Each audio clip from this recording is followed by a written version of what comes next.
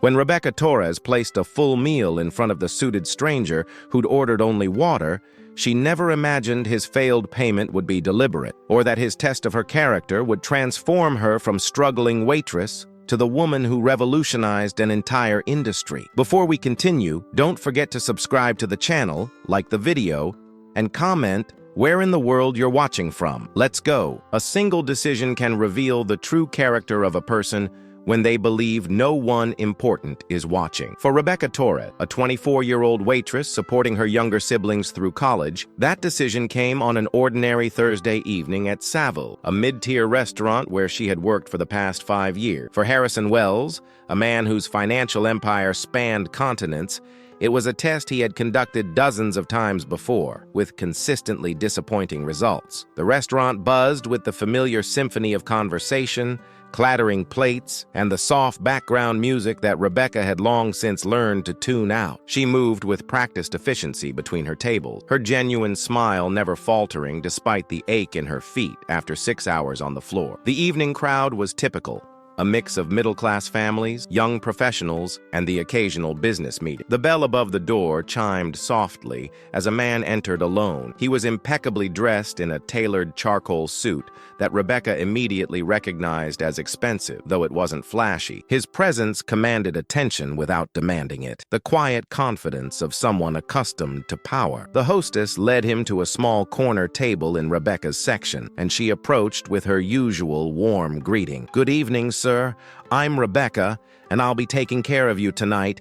Can I start you with something to drink?" The man looked up, studying her face with striking blue eyes that seemed to evaluate everything they saw. "Just water, please. No ice." "Of course," Rebecca replied, jotting it down. "Would you like to hear about our specials while you look at the menu?" "That won't be necessary," he said, his voice measured and calm. "I'll only be having water tonight." Rebecca paused, momentarily confused. "Just water?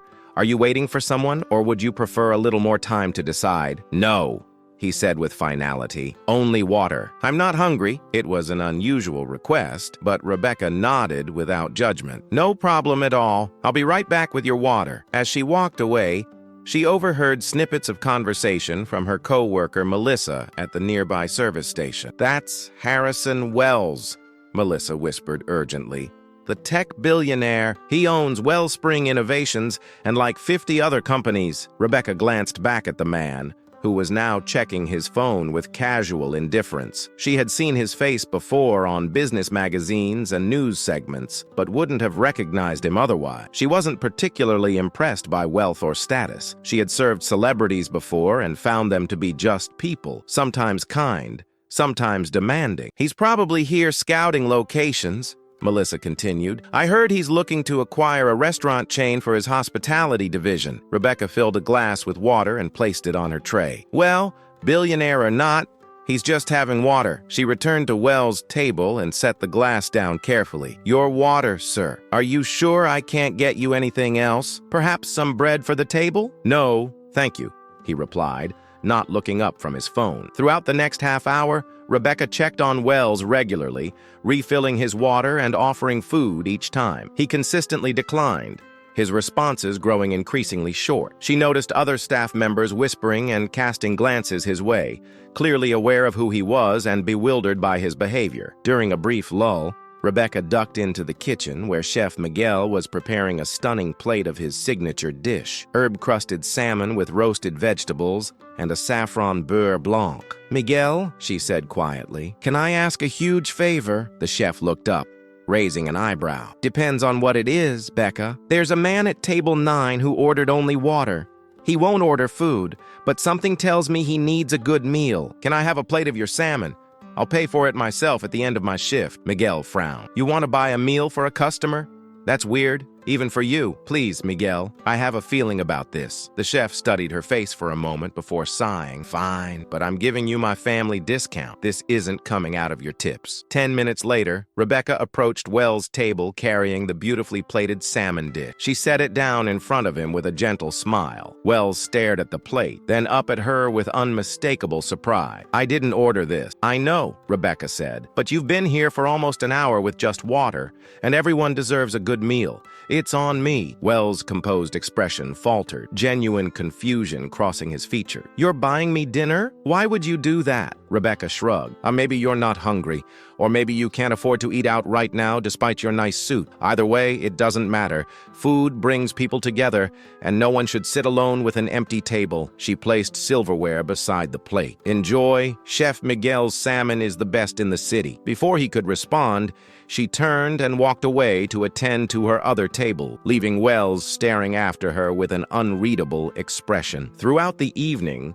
Rebecca noticed Wells eating the salmon slowly, methodically, his eyes occasionally finding her across the restaurant with that same evaluating gaze. When she returned to clear his now empty plate, he spoke. That was excellent. Thank you. The words were simple, but delivered with unexpected sincerity. You're welcome, she replied warmly. Can I interest you in dessert? The chocolate lava cake is worth breaking any diet for. For the first time that evening, Wells smiled, a small but genuine expression that transformed his severe features. Why not, if you recommend it? When Rebecca brought the dessert, Wells had abandoned his phone and seemed more present, watching the other patrons with interest. As she set down the cake, he asked, "Have you worked here long?" 5 years, she answered. I started right after high school to help put my brother and sister through college. Admirable, he said, taking a bite of the cake. And the owner? What kind of person are they? Mr. Saville is fair, Rebecca said thoughtfully. He provides health insurance even for part-timers,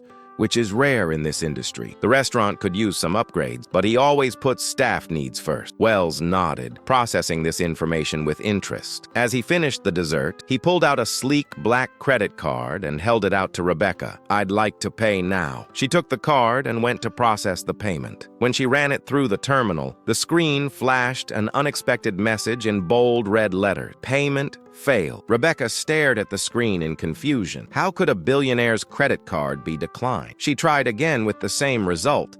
Embarrassment washed over her, not for herself, but for Wells. Even the wealthy could face financial difficulties or simple card malfunction. She returned to the table, determined to handle the situation with dignity and spare him any embarrassment. I'm sorry, sir, but it seems there's an issue with the card. Do you have another payment method, or is there a problem? Wells asked, his expression giving nothing away. Before Rebecca could respond, a small commotion near the entrance caught her attention. A young girl, no more than 6 years old, had entered the restaurant alone. She was wearing a small uniform dress similar to the staff's attire and looking around nervously until she spotted Wells. She hurried over to their table. The child approached Wells and tugged on his sleeve, whispering something in his ear while handing him another credit card. Wells listened intently, then smiled and ruffled her hair affectionately before turning back to Rebecca. It seems my assistant brought me the wrong card earlier, he explained, handing over the new one. This one should work perfectly. Rebecca took the card,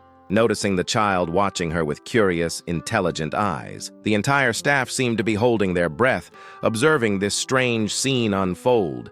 A billionaire with a declined card, a child assistant, and the waitress who had bought him dinner. Rebecca looked from the young girl to Harrison Wells, puzzled by this unexpected development. The restaurant had fallen strangely quiet, with both patrons and staff watching the scene unfold. Even the kitchen staff had emerged to witness the commotion, Chef Miguel among them. "Mr. Wells," the little girl said in a clear, confident voice that belied her age. "Should I explain now?" Wells smiled at the child, then turned to Rebecca. "I believe an explanation is in order. This is Lily, my goddaughter and, as she put it, my assistant for today's exercise." Rebecca looked at the girl, who stood straight-backed and serious in her miniature uniform, clipboard clutched in her small hand. "May I ask the manager to join us?" Wells requested. "And perhaps we could move to a larger table. What I have to say concerns the entire staff." Unsure what was happening, but intrigued, Rebecca nodded and went to fetch Mr. Saville from his office. When she returned with the confused restaurant owner,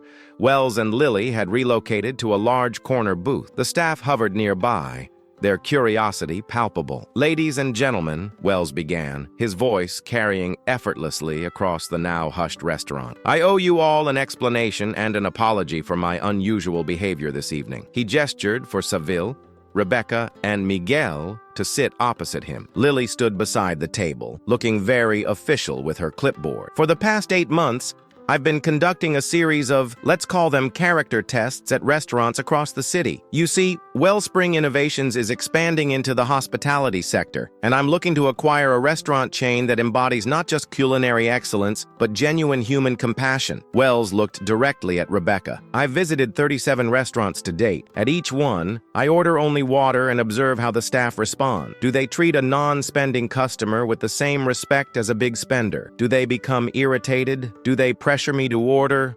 Or, most rarely, do they show genuine kindness? The implications of his words slowly dawned on everyone listening. Rebecca felt her cheeks warm as she realized the full extent of what had happened. And tonight was the first time, Wells continued, that a server not only treated me with dignity, but went so far as to purchase a meal for me from her own pocket, an act of pure generosity with no expectation of return. Lily stepped forward, flipping through papers on her clipboard with adorable seriousness. Miss Rebecca Torres, age 24, 5 years of employment at Savills Family Restaurant, consistently positive customer reviews. No formal complaints?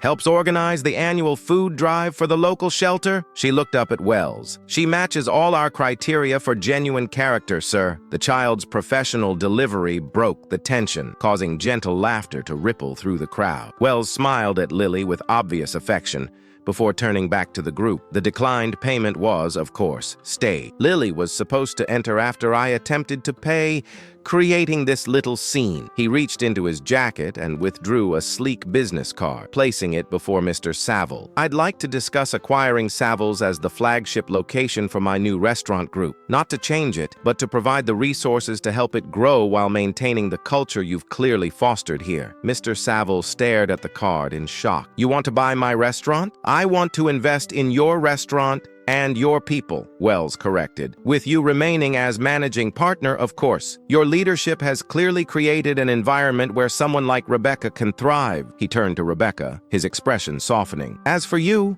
Missy Torres, I'd like to offer you a position as the Director of Staff Development for the entire restaurant group we're building. Your instinct for hospitality and genuine kindness is precisely what I want to cultivate across all our locations. Rebecca's mind reeled. Director of, I don't have a business degree, or you have something far more valuable, Wells interrupted gently. Natural empathy and leadership that can't be taught in any business school. The technical aspects can be learned. He gestured to Lily, who handed him a business card, which he slid across the table to Rebecca. The starting salary is noted on the back. I believe it would easily cover your siblings' college expenses. Rebecca flipped the card over. The figure written there in neat handwriting made her gasp audibly. Chef Miguel leaned over to peek at the card, his eyes widening. Santa Maria, he whispered. This isn't charity, Wells said firmly, sensing her hesitation. It's good business. I've built my fortune by recognizing human potential and investing in it. He looked around at the assembled staff. The restaurant industry is notorious for focusing on the bottom line at the expense of its people. I intend to prove that genuine care and financial success can go hand in hand. Mr. Saville, who had been uncharacteristically quiet, finally spoke. Why the elaborate test? Why not just approach us directly? Wells' expression grew serious. Because words and business presentations are easy to fake. Character reveals itself only when people think no one important is watching. He looked at Rebecca. When you thought I was just a man who couldn't afford a meal despite my appearance, you showed who you truly are. Lily tugged at Wells' sleeve and whispered something in his ear. He nodded and addressed the room again. My goddaughter rightly points out that I've disrupted your dinner service long enough. Mr. Saville, shall we continue this discussion tomorrow at my office? And Rebecca, I hope you'll join us. As if suddenly remembering they were in a restaurant full of customers, the staff quickly dispersed back to their duties, buzzing with excitement. Mr. Saville nodded, still looking dazed, and returned to his office with Wells' card clutched in his hand. As Wells stood to leave, Rebecca found her voice. Why me? Of all the restaurants you visited? Because you saw a person, not a wallet, he answered simply. And because you were willing to sacrifice for a stranger's dignity. Lily approached Rebecca, her clipboard now tucked under her arm. I helped design the test, she said proudly. Uncle Harry says businesses should care about people first. My daddy says that's why he's a billionaire and other people aren't. Wells placed a gentle hand on Lily's shoulder. Your father gives me too much credit. He turned back to Rebecca. Tomorrow, 10 a.m. My office address is on the card. Rebecca nodded, still struggling to process everything that had happened. "I'll be there." "Excellent." Wells smiled, then reached into his pocket and placed several $100 bills on the table. "For your kindness tonight, the payment may have been staged, but the meal and your generosity were very real." Before she could protest, Wells and Lily turned to leave. As they reached the door, Wells paused and looked back at the restaurant, not at its furnishings or decor, but at the people within it. His expression was one of satisfaction, as if he'd finally found something long sought after. Rebecca watched them go, the reality of what had just happened slowly sinking in. A simple act of kindness, buying a meal for someone she thought needed it, had changed the trajectory of her life in an instant. Chef Miguel appeared beside her, wiping his hands on his apron. "So," he said with a grin, "I guess you won't be needing that family discount anymore." Rebecca laughed, the tension of the evening finally breaking. "I guess not." She looked down at the business card in her hand, at the figure that would transform not just her life, but her siblings' futures as well. "But I'll never forget who made that salmon plate tonight." As she tucked the card carefully into her pocket, Rebecca understood that her life had just pivoted on the smallest of acts, the decision to see the humanity in a stranger who appeared to have everything but might have needed something more. Outside the restaurant, Harrison Wells helped Lily into the back seat of a waiting car. "Well done today," he said as he buckled her seatbelt. "Your mother would be proud of how professional you were." Lily beamed at the praise. "Did we find the right place this time, Uncle Harry?" Wells looked back at the warm glow of Savills through the car window, at the figures of Rebecca and her co-workers visible inside, celebrating their unexpected good fortune. "Yeah," he said softly, "and I believe we finally did." As the car pulled away from the curb, Wells reflected on his own journey, from a ruthless businessman focused solely on profit to someone who understood that true success was measured not in dollars, but in the positive impact one could have on others' lives. It had taken losing everything once, years ago, to learn that lesson. Now, with each restaurant he acquired and each person like Rebecca he elevated, he was building something far more valuable than mere wealth. It was, he thought, a lesson worth sharing with the business world. And Savills, with its flawed but fundamentally good-hearted owner and its remarkably compassionate staff,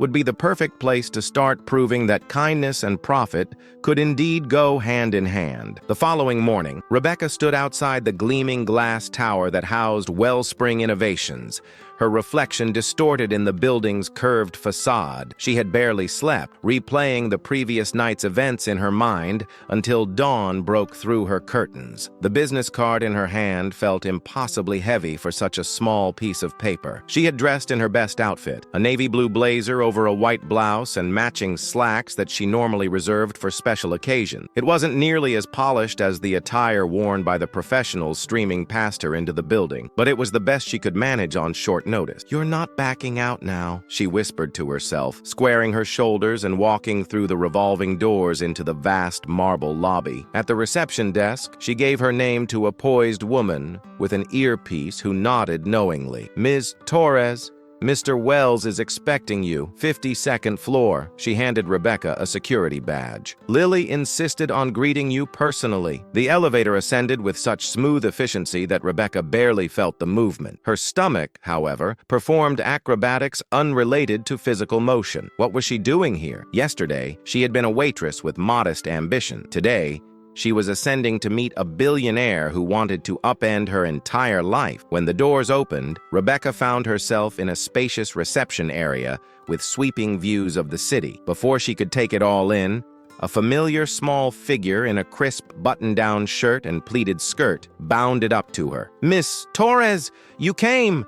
Lily exclaimed, her clipboard replaced by a tablet. "Uncle Harry said you might get scared and change your mind." Rebecca smiled, genuinely charmed by the child's enthusiasm. "I considered it," she admitted. "This is all very sudden. The best opportunities usually are," came Wells' voice as he emerged from an adjacent corridor. Today, he wore a more casual ensemble, dark jeans and a light blue button-down with the sleeves rolled up. Without the formality of his suit, he seemed more approachable, though no less commanding. "Mr. Saville is already here," Lily reported officially. "He's in the Horizon room with Miss Chen from Legal and Mr. Barton from Finance." "Thank you, Lily," Wells said with a smile. "Why don't you show Miss A. Torres to the kitchen for coffee while I finish my call? We'll join you shortly." As Lily led Rebecca through the office, the little girl explained with surprising articulation. "Uncle Harry built a restaurant-grade kitchen on this floor. He says business decisions about food should happen where food is made." The kitchen turned out to be a stunning culinary space that would make Chef Miguel weep with envy.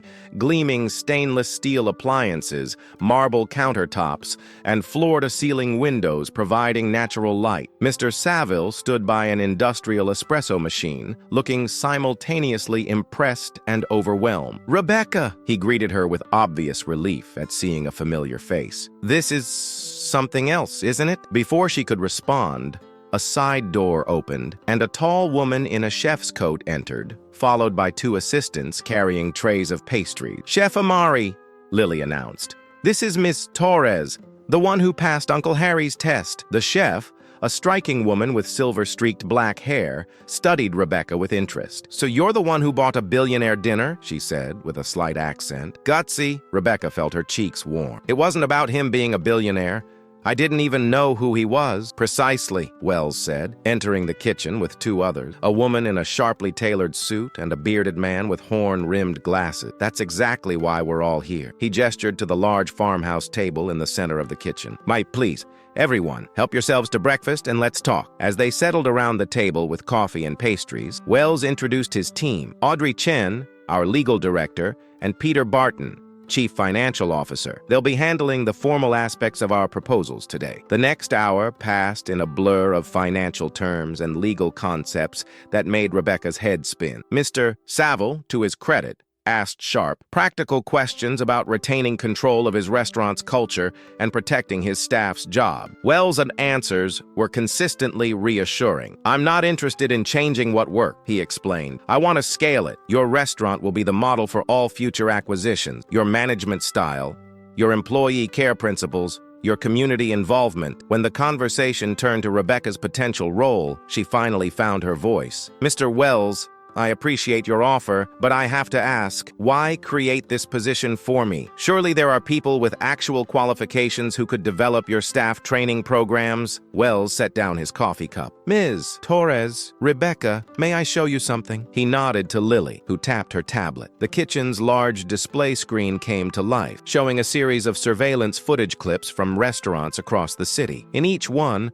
a server approached Wells at a table, where he ordered only water. The responses varied. Some servers were visibly annoyed, others coldly professional. A few attempted to upsell aggressively. 37 restaurants, Wells narrated. In each one, I was treated as either an inconvenience or a sales opportunity, never as a person who might simply need a place to sit with a glass of water. The footage shifted to Saville's, showing Rebecca's initial interaction with Wells, her regular check-ins, and finally, the moment she returned with the salmon dish she had purchased with her own money. "That," Wells said, pointing to the screen, "is what I can't teach. That instinctive humanity, seeing beyond the transaction to the person, that's what I want as the foundation of this restaurant group." Rebecca watched herself on the screen, seeing her actions through new eyes. She hadn't thought of it as exceptional, just the right thing to do. "My business success comes from recognizing pattern," Wells continued, "and I've observed that companies with genuine care at their core ultimately outperform those focused solely on profit. It's not altruism. It's sustainable business strategy." Chef Amari nodded in agreement. "I left a 3-star Michelin restaurant to join Harrison's team for this same reason. Prestige means nothing if you've lost your soul in acquiring it." Mr. Saville leaned forward. "So you want to build a restaurant empire based on kindness, based on authentic human connection," Wells corrected. "Which, yes, includes kindness, but also respect, dignity, and genuine care. These qualities shouldn't be revolutionary in hospitality, yet somehow they are." Rebecca considered his words carefully. "And my role would be to, what exactly? Teach people to be kind, to create systems that allow kindness to flourish," Wells explained, "but to develop training that emphasizes human connection over mere service, to identify and nurture staff who embody these values, and most importantly, to ensure that as we grow, we never lose sight of what made Saville's special in the first place." Lily, who had been quietly observing, suddenly spoke up. Uncle Harry says most businesses get worse when they get bigger because they forget why people like them in the first place. Wells smiled at his goddaughter. Precisely. Lily, corporate growth often dilutes the very qualities that made a business successful. He turned back to Rebecca. Your job would be to prevent that dilution. As the meeting continued, the practical details of both proposals were discussed. The investment in Savills, the training program Rebecca would develop, the expansion timeline. Chef Amari would work with Miguel to enhance the menu while preserving its character. Audrey Chen outlined the legal protections for employees during the transition. By the time coffee cups were empty and pastry crumbs littered the plates, Rebecca found herself increasingly drawn to this vision. It wasn't just about the generous salary or the opportunity to help her siblings. It was about scaling something good in a world that often rewarded the opposite. I have one condition, she said finally, surprising herself with her boldness. Wells raised an eyebrow. Yes, the staff development position. I want to start by working in different roles at Savills first. Hostess, dishwasher, line cook, bartender. I need to understand every position before I can develop training for them. Far from being offended by her counteroffer, Wells looked impressed. Excellent suggestion.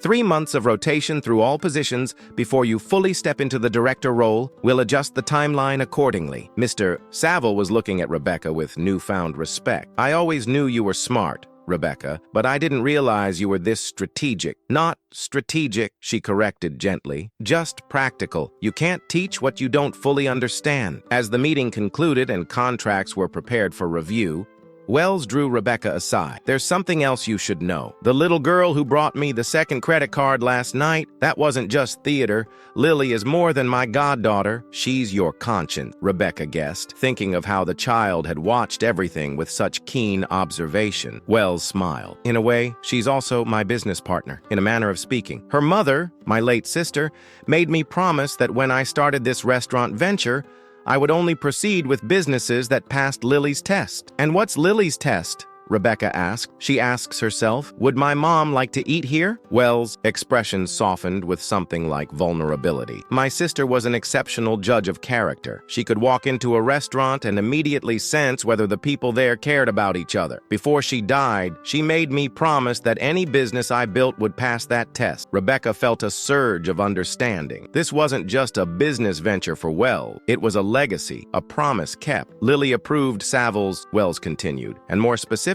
she approved you. In her words, she's like mommy. She sees people when they're invisible. The child's assessment, so simple yet profound, brought unexpected tears to Rebecca's eyes. I'll try not to disappoint her. You won't, Wells said with certainty. That's why we're here. As they rejoined the others for the contract signing, Rebecca realized that her impulsive act of kindness hadn't just changed her life. It had validated Wells' vision for a different kind of business model, one where seeing the humanity in others wasn't just the right thing to do, but the foundation of success. 6 weeks later, Rebecca stood in Saville's kitchen, her chef's whites splattered with marinara sauce after an intense dinner service. Her hands were blistered from handling hot pans, her feet ached from standing for 12 hours straight, and she had never felt more fulfilled in her life. You survived, Chef Miguel said with a grin, handing her a glass of water. Most suits who try kitchen work last 3 days, Max. Rebecca gulped the water gratefully.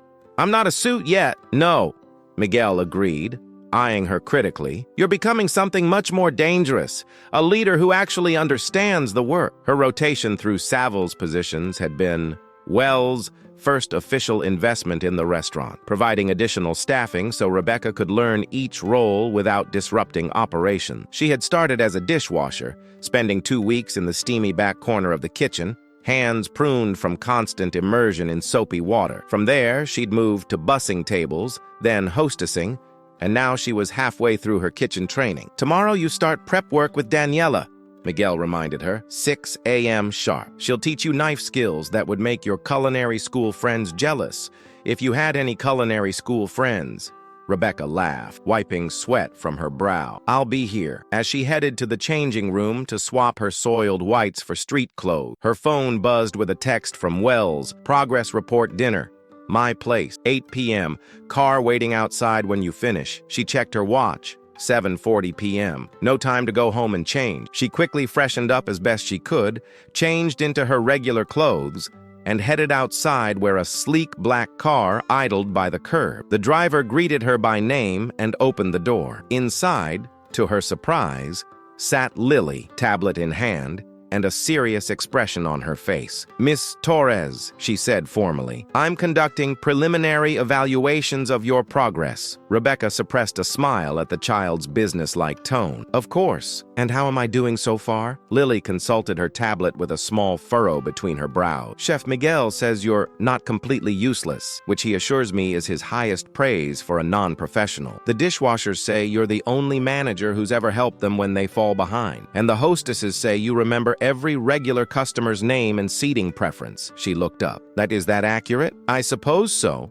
Rebecca replied, oddly touched by this compilation of feedback. "Uncle Harry says most people who get promotions forget what it's like to do the hard jobs," Lily continued.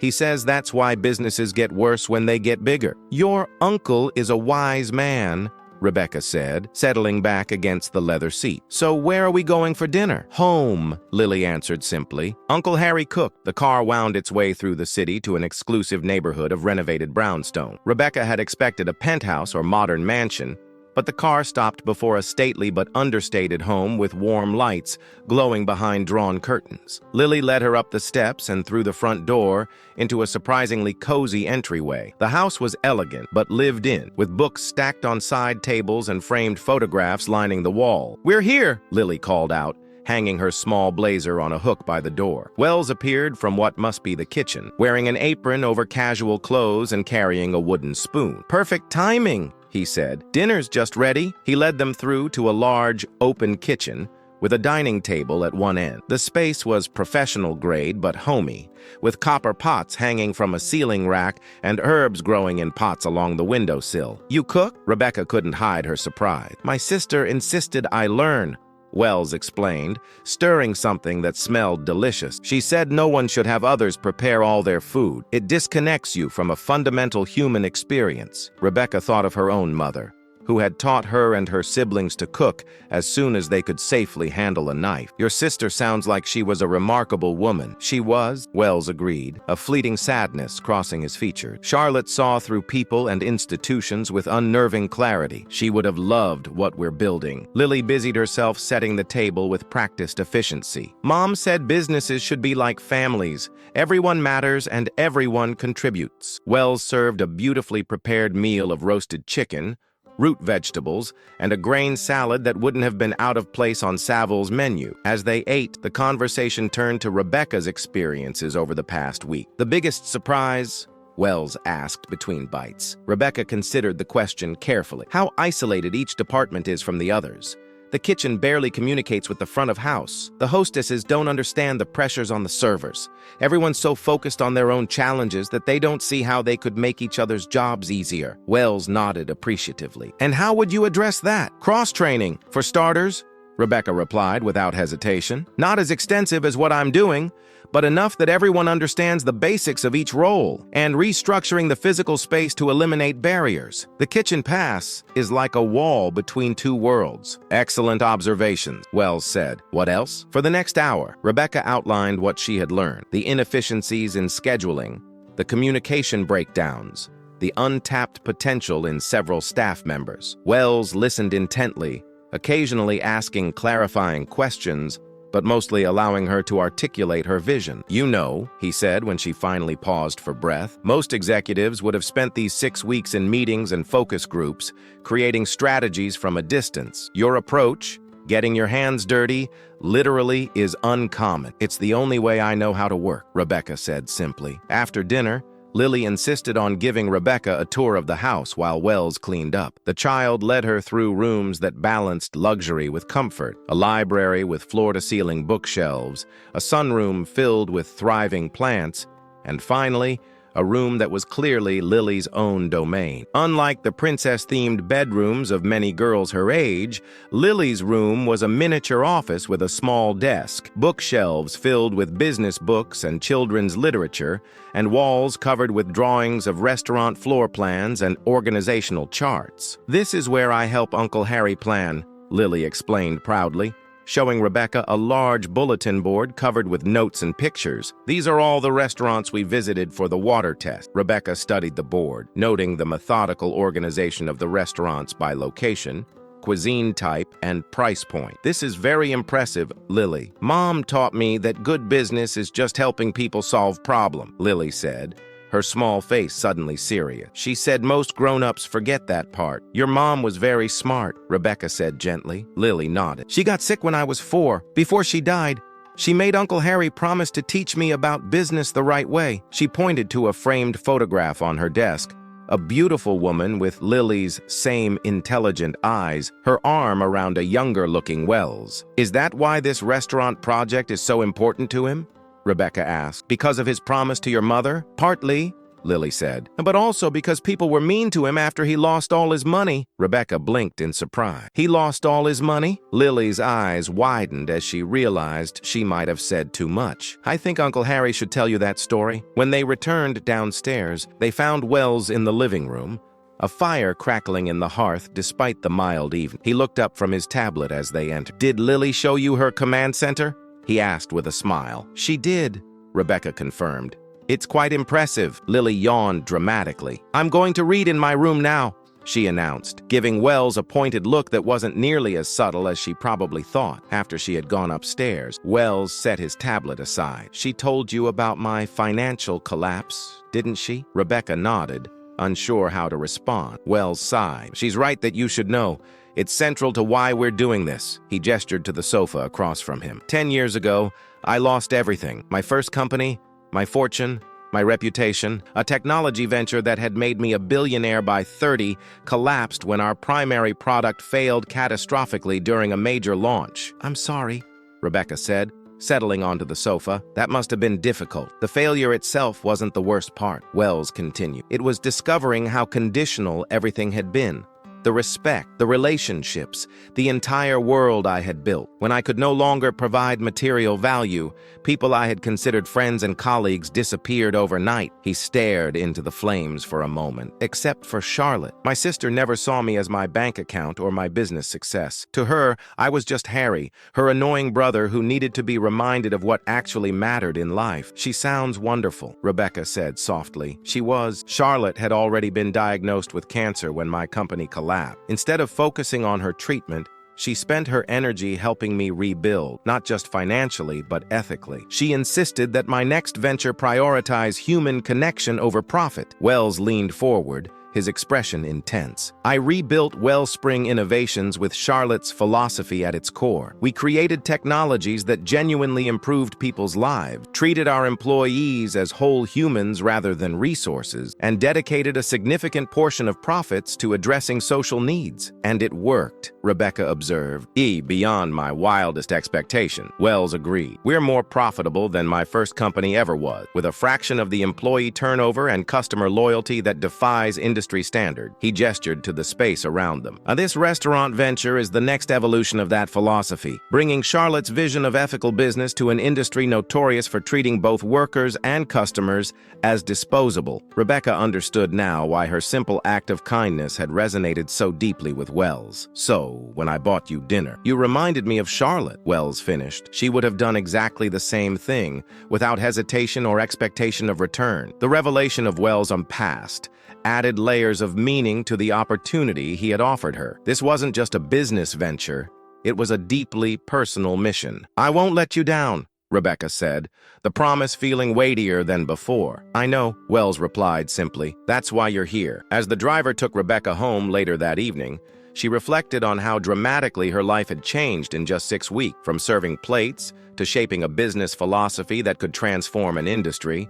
From worrying about her siblings, tuition, to planning systemic changes that could improve lives across dozens of restaurants, all because she had seen a person, not a wallet, sitting alone at her table. 3 months after her first encounter with Harrison Wells, Rebecca completed her final rotation at Savills, 2 weeks tending bar alongside Marcos, the veteran mixologist who had been with the restaurant since its opening day. She had learned to mix everything from classic martinis to Savills' signature cocktails, memorized regular customers, preferred drinks, and mastered the delicate art of cutting off intoxicated patrons without creating a scene. On her last night behind the bar, the staff gathered after closing for an impromptu celebration. Chef Miguel presented her with a set of professional kitchen knives, wrapped clumsily in butcher paper and tied with twine. "So you never forget where you started," he said gruffly, the emotion in his voice betraying his stern expression. Mr. Saville raised a glass. "To our Rebecca,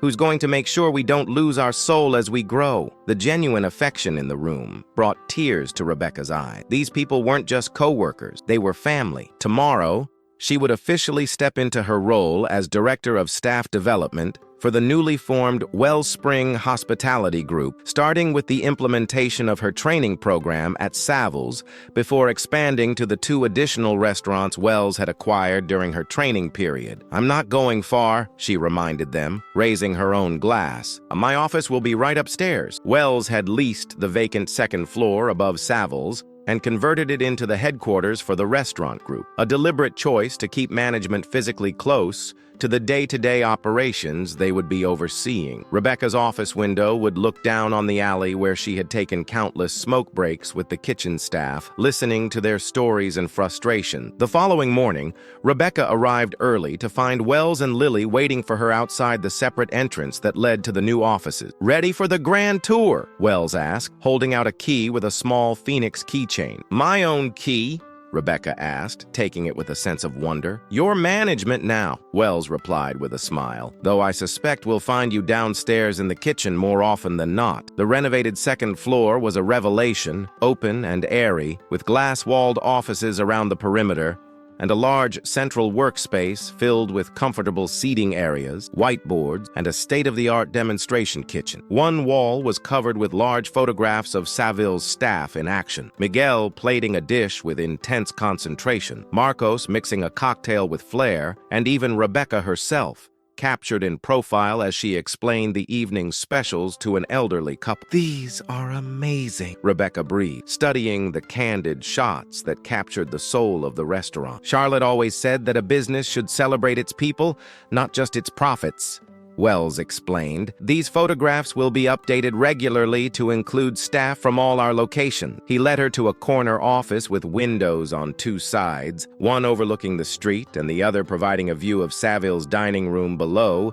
through cleverly positioned architectural glass. A brass nameplate on the door read, "Rebecca Torres, Director of Staff Development." Inside, the office was warm and inviting, not the sterile corporate space she had feared, but a room that felt like it belonged to her already. On the desk sat a framed photograph of Rebecca with her siblings at their parents' anniversary celebration the previous year. "How did you get this?" she asked, picking up the frame. "Your sister Maria was very helpful," Wells admitted. "She said it was your favorite family photo." Rebecca set the picture down, suddenly overwhelmed by the thoughtfulness of the gesture. "Thank you," Wells nodded, understanding her emotion without requiring elaboration. "Your first official meeting starts in 30 minutes. The managers from our 2 new acquisitions are eager to meet the woman who's going to transform their staff training." After he and Lily departed, Rebecca took a moment to absorb the reality of her new position. Just 3 months ago, she had been a waitress buying dinner for a man she thought might be in need. Now she was about to lead a meeting that could influence how hundreds of restaurant workers experience their jobs. The meeting room filled quickly with a mix of familiar and new faces. Mr. Saville and Chef Miguel represented Saville, while managers and head chefs from Bistro Laurent and the Harbor View Grill, Wells, recent acquisitions, introduced themselves with varying degrees of enthusiasm and skepticism. Rebecca had expected resistance, particularly from the established restaurants being brought into the Wellspring fold. What she hadn't anticipated was the open hostility from Paul Laurent, the owner-chef of Bistro Laurent, a French-inspired restaurant with a reputation for exquisite food and notoriously high staff turnover. "With all due respect, Miss Torres," Laurent began, his French accent thickening with disdain. I fail to see what a former waitress from a family restaurant can teach my classically trained staff about hospitality. The room fell silent. Chef Miguel straightened in his chair, bristling at the implied insult to both Rebecca and Saville's, but Rebecca caught his eye and gave a small shake of her head. "That's a fair question, Chef Laurent," she replied calmly. "I don't have formal culinary training or a hospitality degree. What I do have is perspective from every position in a restaurant, from dishwasher to server to line cook, and first-hand knowledge of what makes staff feel valued or disposable." She opened her presentation folder and distributed copies of her initial assessment to everyone at the table. "Your restaurant has a 78% annual staff turnover rate, compared to the industry average of 73% and Saville's rate of 34%. That level of churn costs you approximately $213,000 annually in training, reduced productivity, and recruitment expenses." Laurent's eyes narrowed at the figure. "The culinary world is demanding. Not everyone is cut out for it." "True," Rebecca agreed. "But when you lose 3/4 of your staff every year, the problem isn't them. It's the environment." She turned to the other attendee. "High turnover isn't just financially expensive. It degrades the customer experience through inconsistent service and prevents the development of the institutional knowledge that creates regular cues." For the next hour, Rebecca outlined her vision for a staff development program that would address the core issues she had identified across all 3 restaurants. Communication barriers between DEPA. "The program has 4 components," she explained, walking them through her presentation: cross-functional training, clear advancement pathways, meaningful recognition systems, and structured feedback loops. Each restaurant will maintain its unique culture and cuisine, but these fundamental principles will apply across all locations. As she spoke, Rebecca could see the initial skepticism in some faces giving way to grudging interest, with the notable exception of Chef Laurent, whose expression remained coldly dismissive. "This all sounds very American," Laurent commented when she concluded. "In France, the hierarchy of a kitchen is sacred. It exists for a reason." "Respectfully, Chef, I'm not suggesting we eliminate hierarchy," Rebecca countered. "I'm proposing we make it permeable, a ladder that talented staff can actually climb, rather than a wall that keeps them in their place." Wells, who had been observing silently from the back of the room, finally spoke. "Paul, your cuisine is exceptional. That's why I wanted your restaurant in our group. But your business model is unsustainable. You're bleeding talent and money because of an outdated management philosophy." Laurent's face flushed. "My restaurant has a Michelin star and a reputation for burning through staff like kindling," Wells replied evenly. "Imagine what you could achieve if your team actually stayed long enough to grow with you." The tension in the room was palpable until Lily, who had been quietly taking notes in the corner, suddenly raised her hand. "Ms. Torres," she said in her clear child's voice, "could you explain how the cross-training would work in a restaurant like Chef Laurent's? I think that's the part he's most worried about." The unexpected intervention from the child broke the tension. Rebecca smiled gratefully at Lily before addressing Laurent's concern in detail, explaining how the program would respect the expertise of trained chefs while still fostering greater understanding between departments. By the end of the meeting, even Laurent had grudgingly agreed to a pilot implementation of the program, though his parting comment to Rebecca made it clear that she had not won him over entirely. "We shall see if your theories work as well in practice as they do in this boardroom, Ms. Torres." After the others had departed, Wells approached Rebecca's chair. "Laurent will be your greatest challenge and your greatest victory," he said. "When you transform his restaurant's culture while preserving its culinary excellence, the rest of the industry will take notice." "If I transform it," Rebecca corrected. "He's not exactly embracing change. He will when he sees the results," Wells assured her. "Start with the Harborview Grill. They're the most receptive.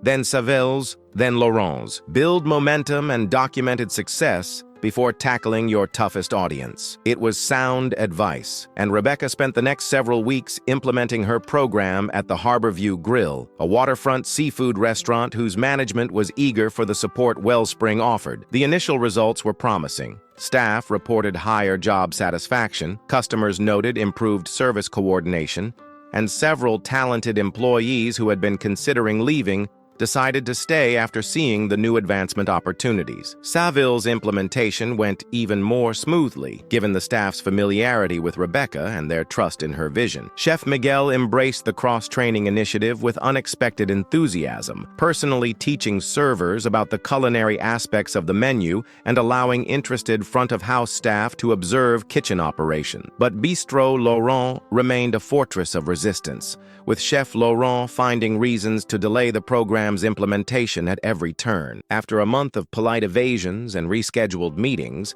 Rebecca decided on a more direct approach. She arrived at Bistro Laurent at 7 a.m. on a Tuesday, the restaurant's delivery day, dressed not in her usual business attire but in jeans, a t-shirt, and comfortable shoes. When Laurent arrived an hour later to find her helping his sous chef unpack and organize the morning's deliveries, his expression was one of pure astonishment. "Oh, what is the meaning of this?"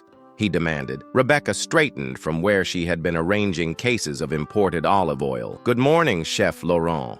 I thought it was time I understood your operation from the ground up. This is highly irregular," he sputtered. "You cannot just—" "Actually, I can," Rebecca interrupted gently. "The implementation agreement you signed includes a clause allowing for observational assessment. I'm simply observing by participating." Laurent opened his mouth to object further, then closed it with a sharp click of teeth. "Fine," he said tightly. "Observe, but stay out of my kitchen during service." "Of course," Rebecca agreed. "Today I'm just here to understand your receiving and prep processes." For the next week, Rebecca arrived each morning to observe a different aspect of Bistro Laurent's operations, careful to remain unobtrusive while taking detailed note. She watched, listened, and occasionally asked clarifying questions of staff members when Laurent wasn't nearby. What she discovered confirmed her initial assessment. The restaurant operated like a feudal system, with Laurent as the unquestioned lord and the staff as his vassal, each confined to their designated role, with little opportunity for growth or input. The talent in the kitchen was undeniable, but so was the fear and resentment simmering beneath the surface of perfect execution. On her 5th day of observation, Rebecca was sitting quietly in a corner of the dining room, watching the front-of-house staff prepare for dinner service, when a young server approached her table. "Ms. Torres," the young woman said hesitantly. "I'm Camille. I was wondering, is it true that at Saville's, servers can learn about wine pairing and menu development?" "It is," Rebecca confirmed. "We believe everyone who touches the customer experience should understand the complete vision behind it." Camille glanced over her shoulder to ensure they weren't overheard. "I have a culinary degree," she confessed, "but when I applied for a kitchen position here, Chef Laurent said I lacked experience, so I took a server job hoping to eventually move into the kitchen. It's been 2 years, and he still won't consider it." Rebecca studied the young woman thoughtfully. "Why do you stay?" "The prestige of working here," Camille admitted, "and I do learn from watching, even if I'm not allowed to participate, but I'm considering leaving soon if nothing changes." Their conversation was interrupted by Laurent's arrival in the dining room. Seeing them talking, he frowned and called Camille away to review the evening's specials. Later that evening, after the restaurant had closed, Rebecca met with Wells in his home office to discuss her finding. "Bistro Laurent is bleeding talent it doesn't even know it has," she reported. "I've identified at least 3 staff members with culinary training who are stuck in front-of-house positions with no path to advancement." Wells leaned back in his chair. "Laurent's reputation for culinary excellence is well-deserved, but his management philosophy belongs to the last century. What's your recommendation?" Rebecca took a deep breath. Something unconventional. "I'd like to host a collaborative dinner, one night where staff from all 3 restaurants work together on a special menu. Each restaurant contributes signature dishes, but the staff is deliberately mixed. Laurent will never agree to other chefs working in his kitchen," Wells pointed out.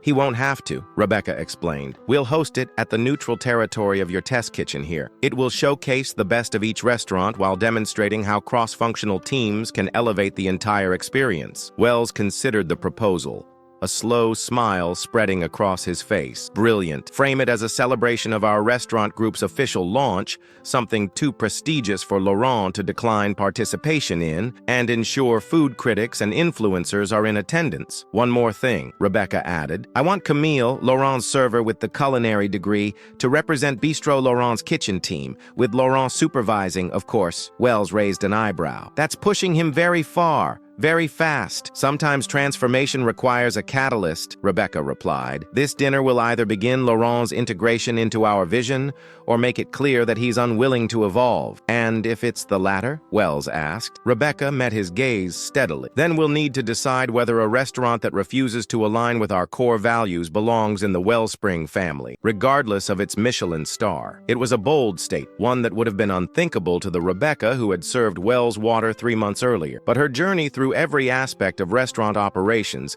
had given her not just knowledge, but conviction. A restaurant wasn't just about the food. It was about the people who created the entire experience, from the dishwasher to the head chef. Wells nodded, respect evident in his expression. Arrange the dinner. Let's see what happens when Laurent's perfect cuisine meets our imperfect but evolving humanity. The morning after the collaborative dinner, Rebecca arrived at her office above Saville's to find a stack of newspapers on her desk, each open to the food section with certain passages highlighted. Eleanor Voss's review in the Metropolitan was on top, its headline bold and unmistakable. Wellspring Hospitality Group reimagines restaurant culture. Rebecca sank into her chair and began to read. In an industry notorious for burnout, ego, and exploitation, Harrison Wells' new restaurant venture offers a refreshingly humane alternative. Last night's collaborative dinner wasn't just a showcase of culinary talent, though the food was indeed exceptional, but a demonstration of a revolutionary approach to hospitality management. Most notable was the seamless integration of staff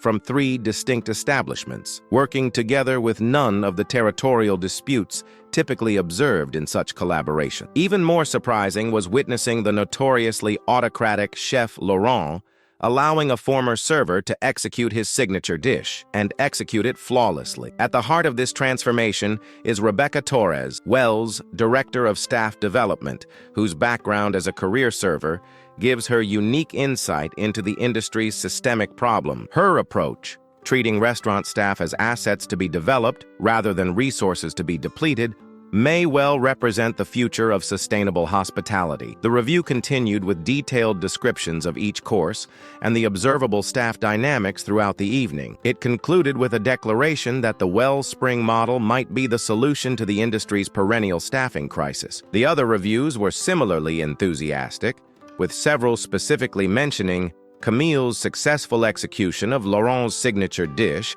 as evidence of untapped talent within the industry's rigid hierarchy. Rebecca was still processing the overwhelmingly positive coverage when Wells appeared in her doorway, Lily at his side with a tablet clutched to her chest. "I take it you've seen the reviews," he said, unable to suppress a smile of satisfaction. Rebecca nodded, still somewhat dazed. "They're incredible. I never expected Eleanor Voss to be so enthusiastic." "Eleanor recognizes genuine innovation when she sees it," Wells replied, "and last night was genuinely innovative." He gestured to Lily. "Show her." Lily stepped forward and handed Rebecca the tablet. On screen was an email inbox flooded with new messages, the senders list reading like a who's who of the restaurant industry. "Oh, what is this?" Rebecca asked, scrolling through the dozens of unread emails. "Inquiries," Wells explained, "from restaurant owners and investors across the country, all wanting to learn more about the Wellspring model." "Your model?" Rebecca looked up in surprise. "My model? The training program, staff development approach, cross-functional integration.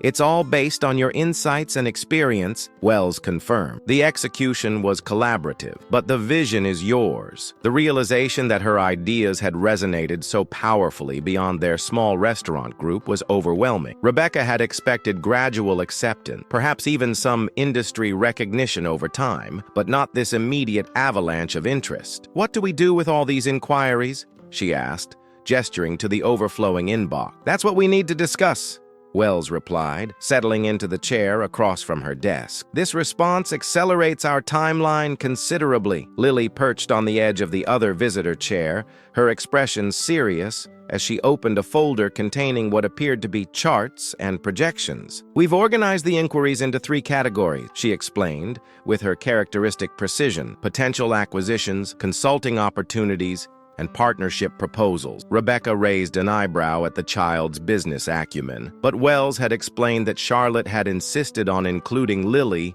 in all aspects of the business from an early age, believing that financial literacy and ethical business practices were as important as traditional education. The original 5-year plan was to expand gradually, one restaurant at a time, ensuring each successful integration before moving to the next. Wells continued. But this level of interest suggests we could accelerate significantly through a combination of direct acquisitions and consulting arrangements. He leaned forward, his expression intense. I want to offer you an expanded role, Rebecca. Not just Director of Staff Development for our restaurant group, but as the face and voice of a movement to transform the industry's approach to its workforce. Rebecca blinked, trying to process the magnitude of what Wells was suggesting. What exactly would that entail? Writing a book about our model, speaking at industry conferences, consulting with restaurant groups interested in implementing similar programs. Essentially, scaling your vision beyond what we could achieve through acquisitions alone. It was a staggering proposition, moving from waitress to industry thought leader in a matter of months. Rebecca's instinct was to protest that she wasn't qualified, but she caught herself. Her lack of traditional credentials was precisely what made her perspective valuable. She understood the industry from the ground up, not from the theoretical framework of a business school case study. I would need help, she said finally. A team, already in progress, Wells assured her. I've authorized you to hire 3 additional staff members immediately, a communications specialist, a training coordinator, and an operations analyst. They'll support both the ongoing work with our existing restaurants and the development of materials for the broader industry initiative. Rebecca nodded slowly, the pieces falling into place in her mind. And the timeline? Lily flipped to another page in her folder. Book proposal by month's end. First consulting workshop for interested restaurant owners in 6 weeks. Industry conference keynote in Chicago in 3 months. The schedule was ambitious, but not impossible. Rebecca had already documented much of her methodology while developing the training program for their 3 restaurants. Expanding it into a book would require focused effort, but the material existed in her notes and observation. What about Saville's and the others? She asked. I don't want to abandon the work we've just begun. You won't be, Wells promised. Your new team will ensure the day-to-day implementation continues while you focus on the broader vision.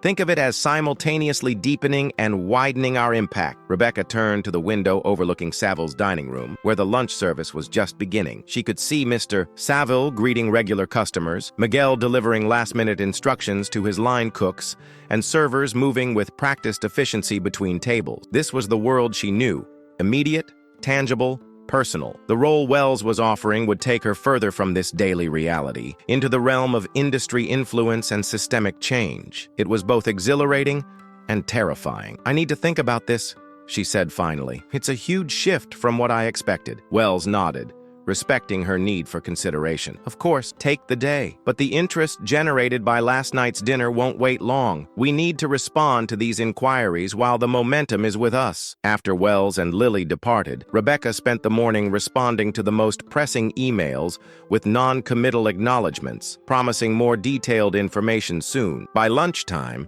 she needed to clear her head, so she did what had always helped her think. She went downstairs to Saville's kitchen. Chef Miguel looked up from his station as she entered, a knowing smile crossing his face. Hiding from your success already? Rebecca laughed, grabbing an apron from the hook by the door. Just trying to process it. Mind if I help with lunch service? Be my guest, Miguel said, sliding a cutting board and knife in her direction. Dice those peppers while you figure out how to handle being famous. The familiar rhythm of kitchen work was soothing, allowing Rebecca's mind to process the morning's developments while her hands stayed busy. As she worked alongside the kitchen staff, many of whom she had trained with during her rotation, she observed how the cross-functional training was already changing their dynamics. Line cooks were communicating more effectively with servers, expeditors were providing clearer information about timing, and everyone seemed more engaged with the entire process rather than just their individual tasks. This was the tangible result of her vision. Small but significant improvements in how people worked together, ultimately enhancing both their job satisfaction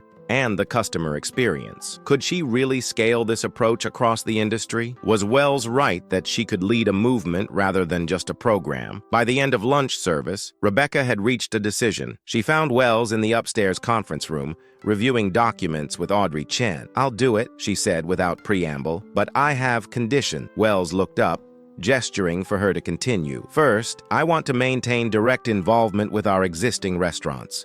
Regular check-ins, ongoing refinement of the program based on their feedback. I can't be effective speaking about this model if I'm disconnected from its practical application. Wells nodded. Reasonable. What else? Second, I want to establish a scholarship program for restaurant workers who want to advance their careers but lack formal education. Part of the book advance and consulting fees should fund educational opportunities for people like Camille. Excellent idea. Wells agreed. It reinforces our commitment to developing talent at all levels. Finally, Rebecca continued, I want any consulting agreements to include provisions for fair wages and benefits for all staff, not just management. If restaurants want our model, they need to embrace its fundamental principle that every position deserves dignity and opportunity. Wells exchanged a glance with Chen, who nodded approvingly. We can certainly build that into our consulting contracts, the lawyer confirmed. It aligns perfectly with our brand value. Then we have a deal, Rebecca concluded, feeling both nervous and resolute. I'll need those new team members as soon as possible. The next 6 weeks passed in a whirlwind of activity. Rebecca divided her time between working with her newly assembled team to document the Wellspring model, checking in on the 3 restaurants,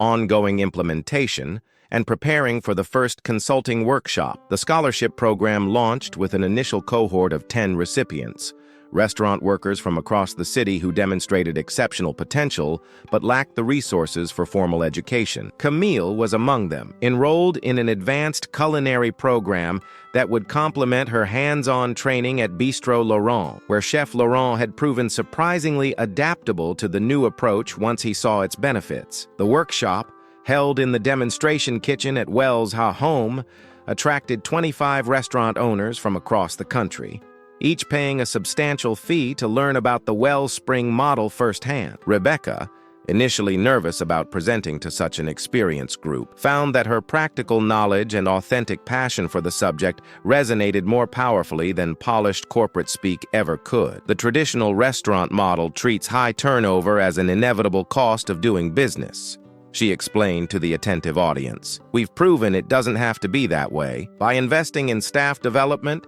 creating clear advancement pathways, and breaking down departmental silos, we've reduced turnover by 64% across our restaurant group in just 3 months. The owners peppered her with questions, some skeptical, others genuinely curious. Rebecca answered with the confidence of someone who had experienced the industry from every angle, backing her assertions with data from their 3 test cases. But does it scale? Asked a restaurant group owner from Chicago. This might work for 3 carefully selected establishments, but what about 20, 50? It was a fair question, one Rebecca had asked herself repeatedly. That's precisely why we're here, she replied. The principles scale, but the implementation must be tailored to each restaurant's unique culture and challenges. Our consulting program isn't one size fits all. It's a framework that respects the individual character of each establishment while addressing the universal needs of the people who make it function. By the workshop's conclusion, 15 of the 25 owners had signed consulting agreements,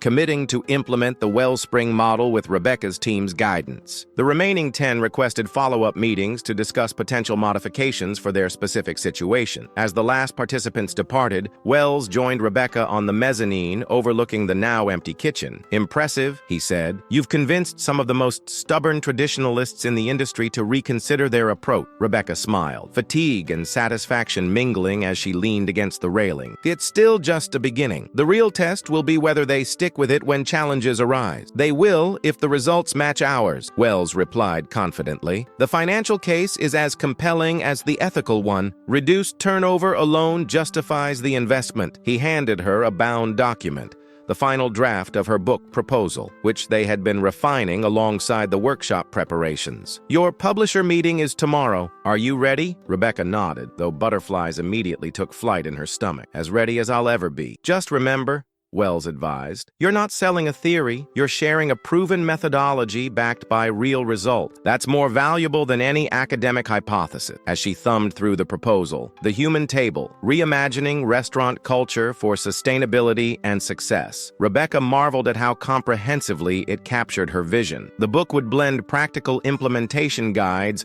with the philosophical underpinnings of the approach, illustrated by case studies from their 3 restaurants and the preliminary results from consulting clients. It's strange, she confessed. 6 months ago, I was serving water to a man I thought might be down on his luck. Now I'm about to publish a book on transforming the industry. Life can change so quickly. Wells smiled, that same enigmatic expression she had first seen at Savills. Some lives are meant to create ripples that become waves. Yours is one of them. Rebecca thought of the countless restaurant workers who might benefit from this approach. Servers like she had been, dishwashers, line cooks, hostesses, all deserving dignity and opportunity in an industry notorious for offering neither. Her momentary kindness to Wells had opened a door, but it was her lifetime of experience and observation that had prepared her to walk through it. "Let's make some waves, then," she said, straightening her shoulders and looking out over the empty kitchen that had hosted the first real step toward industry-wide change. 1 year after the night Harrison Wells ordered only water at Savills, the Wellspring Hospitality Group had expanded to include 12 restaurants across 3 states. Rebecca's book, The Human Table, had spent 6 weeks on the business bestseller list and become required reading in culinary school management courses. The staff development model she had created was being implemented in over 50 independent restaurants through their consulting program, with a waiting list that grew longer each month. Rebecca stood in the kitchen of their newest acquisition,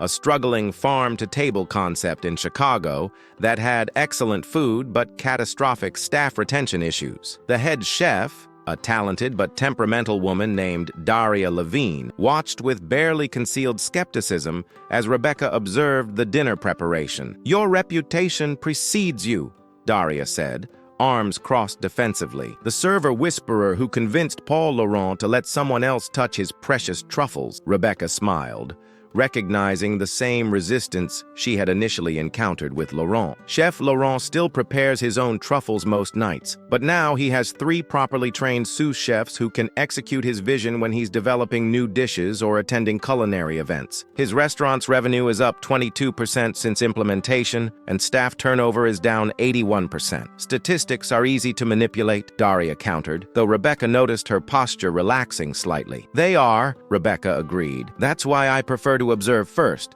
then discuss concrete improvements specific to each restaurant's need. No 2 kitchens are identical, and no solution should be?" Daria raised an eyebrow, clearly surprised by Rebecca's nuanced approach. "Wells said you'd want to change everything." "Wells exaggerates," Rebecca replied with a smile. "I'm interested in enhancing what works and fixing what doesn't. Your food is extraordinary. No one disputes that. But your front-of-house staff turns over completely every 4 months, and you've lost 3 sous chefs this year alone. That suggests a communication breakdown, not a culinary problem." The assessment was blunt but accurate, and Daria's defensive posture gave way to reluctant curiosity. "So what's your diagnosis, doctor?" "Terminal kitchen hierarchy." Rebecca spent the next hour explaining her observations and recommendations, focusing on specific issues rather than sweeping pronouncement. By the time the dinner service began, Daria was actively engaged in the conversation, even offering her own insights into where communication had broken down between the kitchen and front-of-house staff. Later that evening,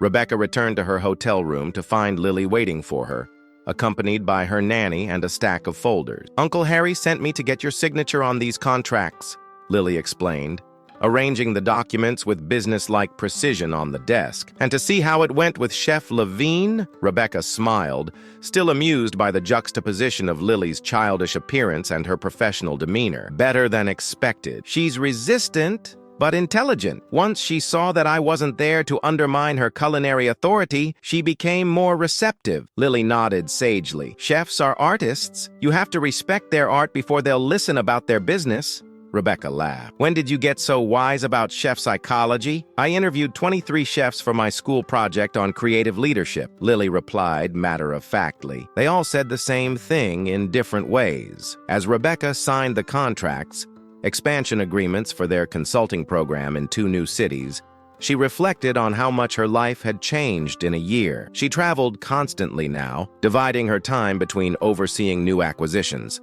conducting workshops for consulting clients, and speaking at industry conferences. Her siblings had both graduated college. Her brother was now a software engineer, and her sister was in medical school. Both with their education fully funded, thanks to Rebecca's new position. Her phone buzzed with a text from Well. "How did Chicago go?" "Better than expected," she replied. "Daria's on board conceptually. Implementation team arrives tomorrow to begin training." "Excellent. Fly to NYC tomorrow instead of Thursday. Major opportunity. Details when you land." Rebecca sighed, already adjusting her mental schedule. This was the one downside of her new role: the constant travel and last-minute changes that made maintaining any semblance of a personal life nearly impossible. She had been dating a culinary school instructor for a few months, but the relationship had fizzled under the pressure of her travel schedule. "Is everything okay?" Lily asked, noting Rebecca's expression. "Just another change of plans," Rebecca replied,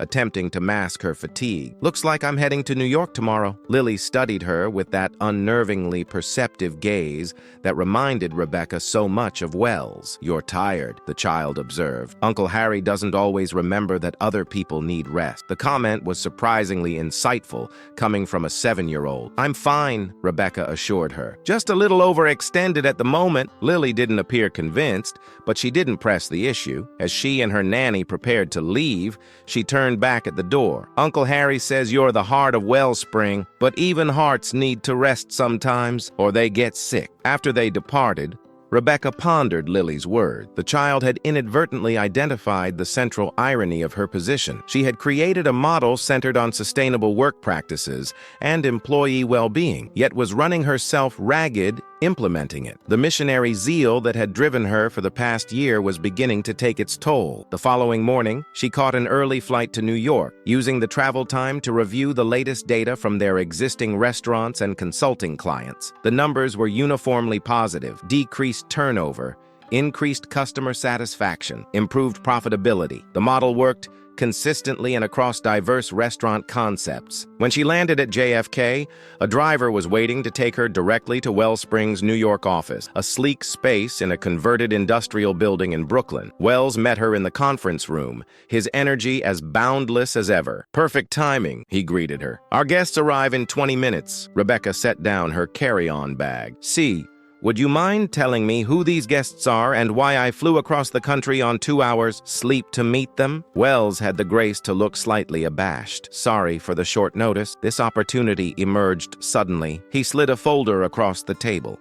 "Dmitry Sokolov and his executive team. They own the Amber Group." Rebecca's eyebrows shot up in surprise. The Amber Group was one of the largest restaurant conglomerates in the world, with over 300 locations across multiple brands, from casual dining chains to exclusive fine dining establishments. "They want to implement our model across their entire portfolio," Wells continued. "And it would be the largest scale application yet, affecting approximately 20,000 employees worldwide." The scale was staggering, far beyond anything they had attempted previously. "That's ambitious," Rebecca said carefully. "Our largest implementation so far has been a group with 8 locations. 300 would require a completely different approach." "Exactly why I needed you here," Wells replied. "This would be a multi-year, multi-phase implementation. They're prepared to make a significant investment, both financially and operationally." Before Rebecca could respond, the conference room door opened, and Audrey Chen entered with a group of executives. At their center was Dmitry Sokolov, a powerfully built man in his 50s whose reputation for ruthless business practices preceded him. The Amber Group had built its empire through aggressive acquisitions and cost-cutting measures, precisely the opposite approach to what Rebecca advocated. "Miss Torres," Sokolov greeted her with a firm handshake. "Your reputation is impressive. My executive team has read your book and believes your model could solve our, employee relations challenges." The euphemism for their notorious turnover and labor issues wasn't lost on Rebecca. "I appreciate your interest, Mr. Sokolov, though I admit I'm curious about what specifically attracted you to our approach, given that it often requires initial investment rather than cost reduction." Sokolov's expression remained neutral, but Rebecca detected a flicker of surprise at her directness. "Blunt. Good. I like that." He gestured for everyone to sit. "The truth is simple. Our traditional model is becoming unsustainable. Labor costs are rising, Training new staff constantly is expensive. Customer satisfaction is declining. Your data suggests your approach actually reduces costs long-term while improving the customer experience. It was a purely financial motivation, but Rebecca had learned that meaningful change could begin from practical considerations rather than idealistic ones. You're correct that our model eventually reduces costs, but it begins with investment, in training, in improved working conditions, in advancement opportunities. Are you prepared for that initial investment across 300 locations? For the next 2 hours, Rebecca engaged in intense discussion with Sokolov and his team, outlining what implementation at such scale would require. Wells occasionally contributed, but largely allowed Rebecca to lead the conversation. By the end, Sokolov appeared genuinely impressed. "You've given us much to consider," he said as the meeting concluded. "More than we anticipated.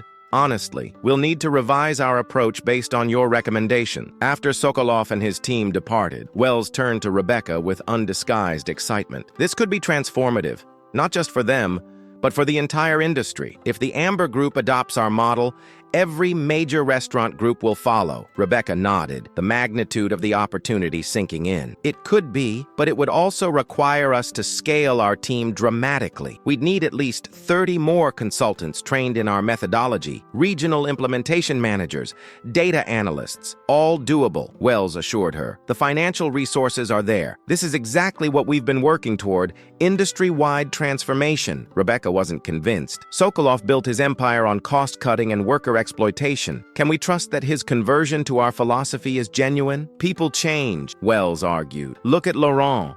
Look at me. My first business venture wasn't exactly a model of worker empowerment, but I evolved." Sokolov sees the writing on the wall. The old, exploitative model is becoming unsustainable. Rebecca considered this. Perhaps Wells was right. Perhaps even the most profit-driven operators were beginning to recognize that treating workers as disposable assets was ultimately bad business. But something about the meeting had left her uneasy. "I need time to think," she said finally. "This isn't a decision we should rush into." Wells looked disappointed, but nodded. "Fair enough. Take tonight to consider. Sokolov wants an answer by tomorrow afternoon." That evening, alone in her hotel room, Rebecca found herself at a crossroad. The Amber Group opportunity represented everything she had been working toward. The chance to improve working conditions for thousands of restaurant employees, to prove that her model could work at massive scale, to transform the industry from within. Yet something felt wrong. The conversation with Sokolov had focused entirely on metrics and financials,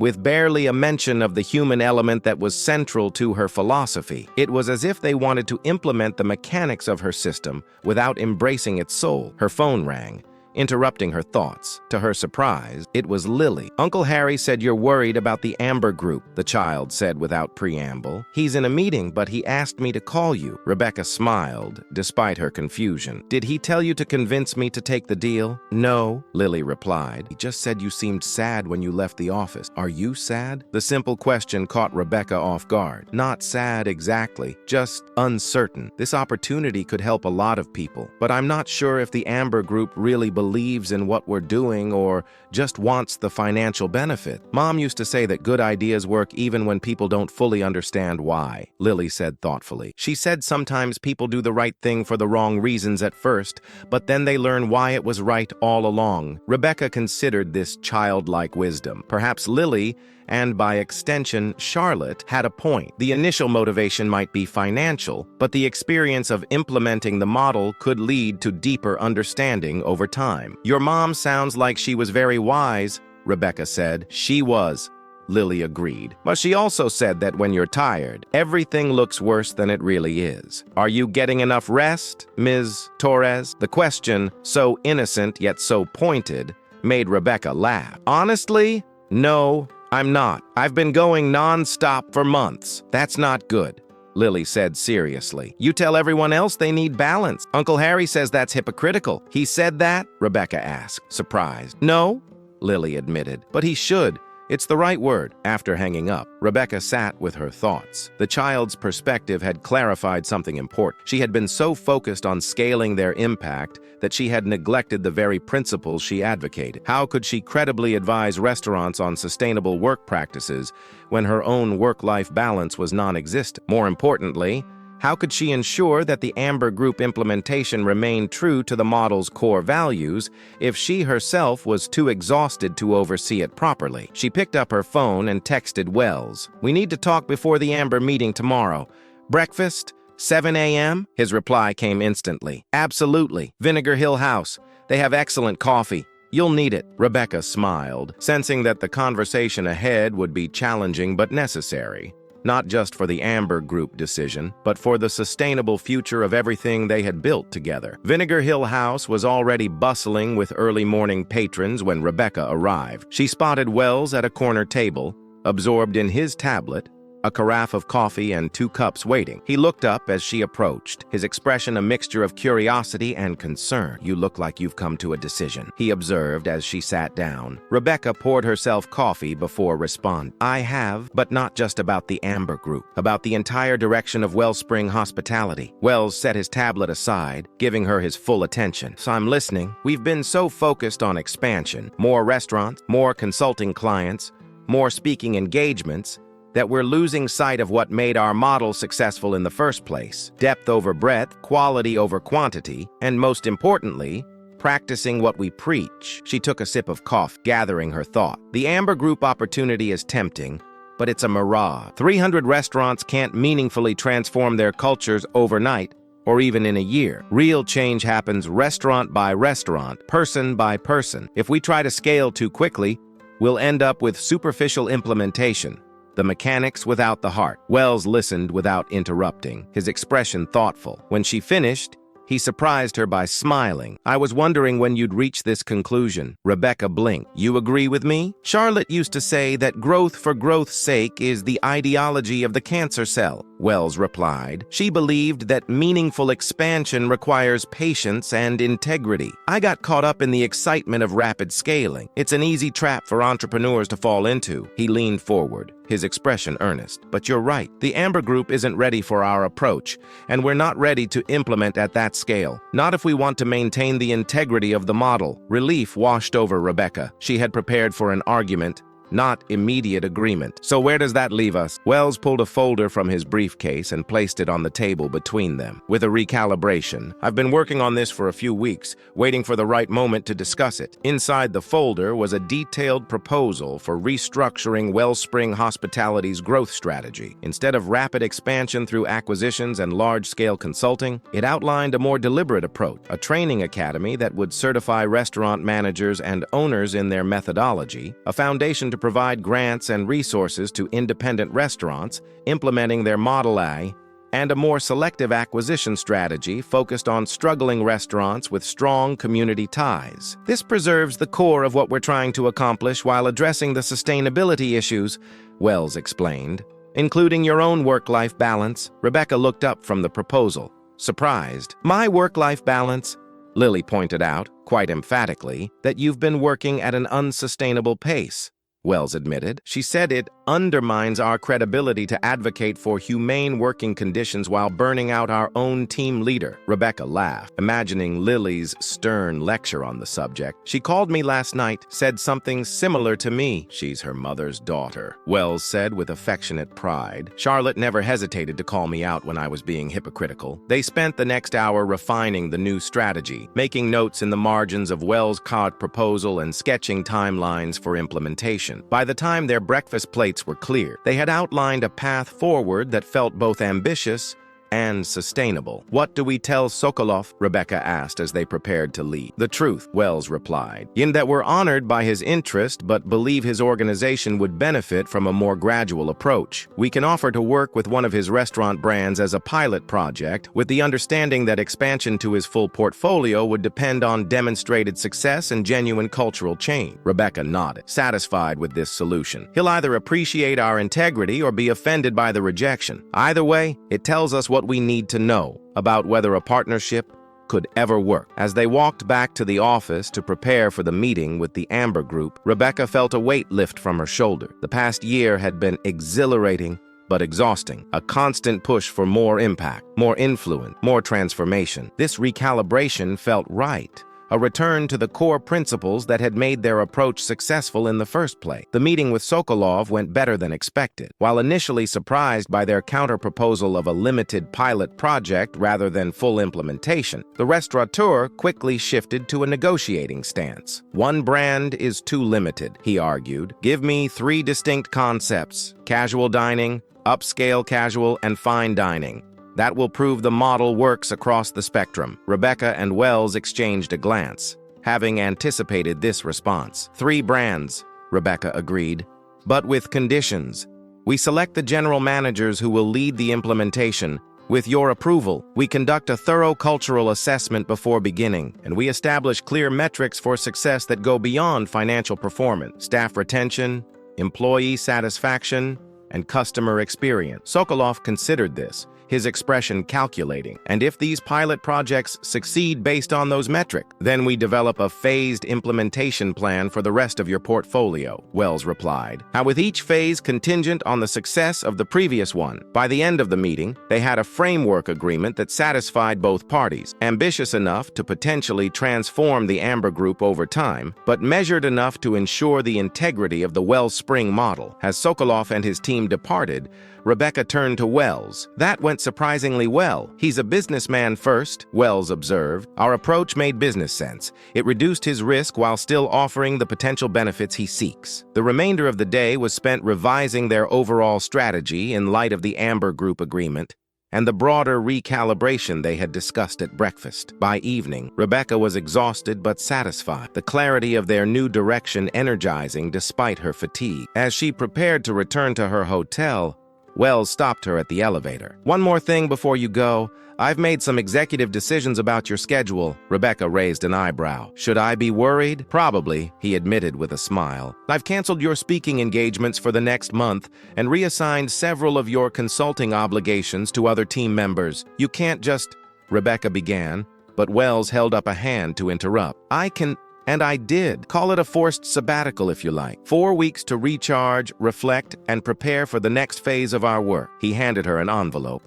Including this? Inside was a reservation confirmation for a small cottage on the Maine coast, booked for the entire month. You're sending me away? I'm giving you space, Wells corrected. To rest, to think, to remember why we started this journey in the first place. The team can handle things for a month. When you return, we'll begin implementing our new strategy with the clarity that comes from proper rest. Rebecca wanted to argue, but found she couldn't. The prospect of a month away from airports, hotel rooms, and conference centers was undeniably appealing. What am I supposed to do in Maine for a month? Whatever you want, Wells replied. Read, walk on the beach, cook for pleasure instead of analysis. Remember what it feels like to be a person, not just a movement. 2 days later, Rebecca found herself on the porch of a charming cottage overlooking a rocky beach on the Maine coast. The air was crisp with early autumn, the tourist season over, leaving the small coastal town peaceful and unhurried. For the first few days,